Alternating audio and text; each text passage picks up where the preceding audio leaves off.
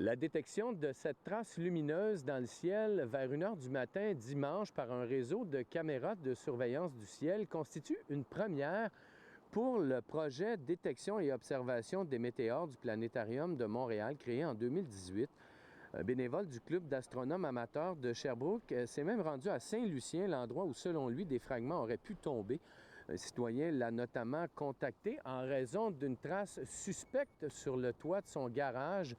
La recherche s'est toutefois avérée négative. Le Club d'astronomes amateurs de Sherbrooke ne se décourage toutefois pas, car Saint-Lucien serait assurément l'endroit où les recherches doivent se poursuivre. Une fois que les deux caméras ou plus, s'ils voient le même météore, on est capable de calculer la trajectoire pour savoir d'où elle vient, et aussi en faisant des simulations, en considérant aussi la météo et les vents, on est capable de calculer approximativement à quel endroit elle serait tombée, cette météorite.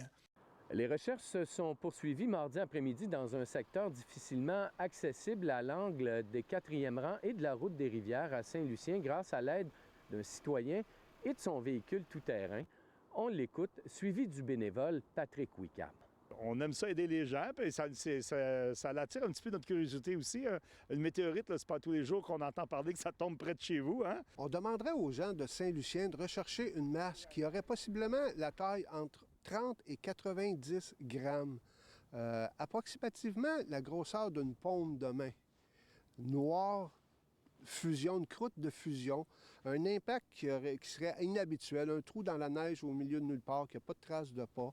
Selon ce dernier, la pluie prévue dans les prochains jours devrait malheureusement faire disparaître les potentielles traces d'impact dans la neige et ainsi limiter encore plus les chances d'effectuer une découverte. Ici Jean-François Dumas, Radio-Canada, à Saint-Lucien.